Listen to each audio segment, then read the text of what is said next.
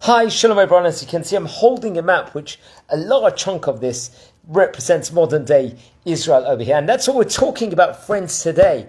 Is there an obligation? How much must a person be living in Israel? Is it okay to live in the United States or in Canada or in different other areas or not? Or should we come to this incredible land which Hashem has given us? The land of Israel, Eretz Yisrael. So let's explore it today, friends. We are friends in page number 91. That's, at the moment, that's Sadiq Aleph of Masechet Bava Batra, as we're dealing with many different issues in these last few pages. And today, the question is posed, must a person live in Israel? Under what circumstances can someone leave Israel to live in the diaspora?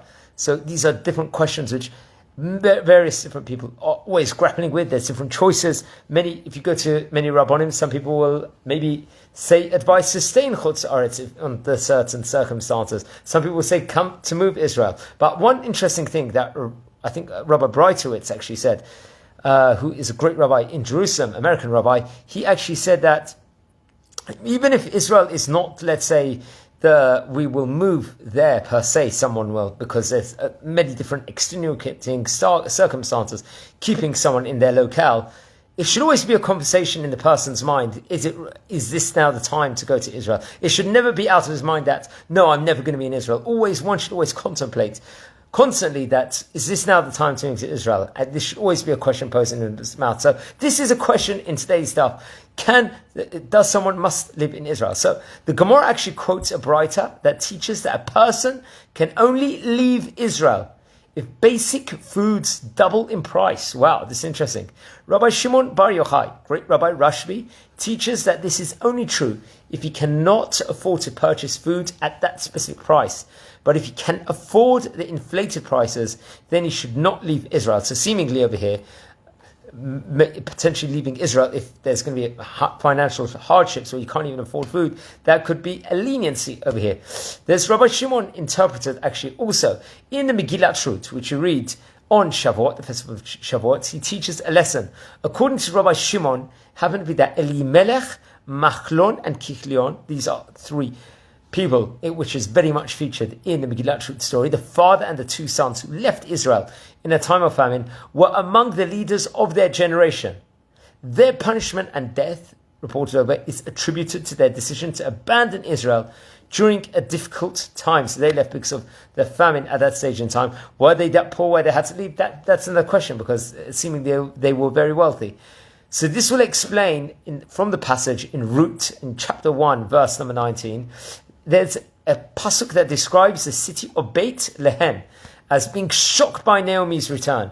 As Rabbi Yitzchak, the great rabbi, interpreted, the people saw her return as a poor widow who had lost her sons, as proof that the decision to search for a better fate in the diaspora was a bad one of it. But remember, there's different variables over here in this specific case scenario, which will determine various different things. So the Gemara qualifies this ruling with the statement of Rabbi Yochanan, who taught that as long as someone can support himself and purchase food, he must remain in Israel. This is what the Gemara is saying here. But if someone cannot earn a livelihood, he is not bound by this ruling. So if someone might struggle potentially in Israel and they're going to have much greater sustenance, much greater parnasah elsewhere, seemingly that might be a viable option to be in that other specific place.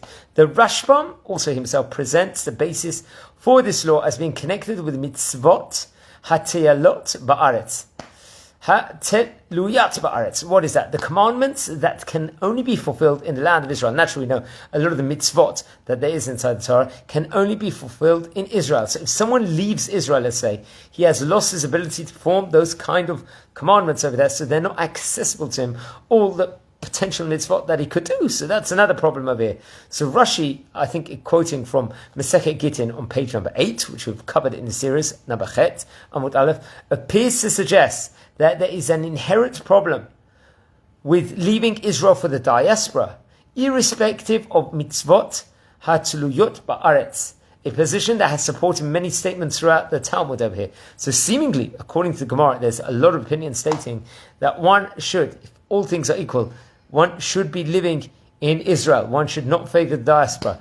Obviously, if there's very hard times and you're not going to be able to survive financially over here, then it's going to be a license then to move out. But remember, many modern day rabbis would speak about this specific topic, would grapple with in regards to this. So everyone should speak to their local Orthodox rabbi over here on these different topics, whether they should be thinking of moving, contemplating of moving, and when to move also. And Be'ez Hashem, hopefully we'll all be united together and see the rebuilding of the third Bet HaMikdash ASAP. That's what we'll all strive for, we're all davening for, and there's a lot of information online, especially if people are looking to make Aliyah from their places. We see for anti-Semitism, I think the famous Rabbi Yehuda Alkalai, if I'm not mistaken, who lived from a great rabbi from Serbia from the early to mid 1800s, late 1800s, I believe. He had a vision that everyone has to come to Israel because of all the anti-Semitism there was all over the world in different vicinities,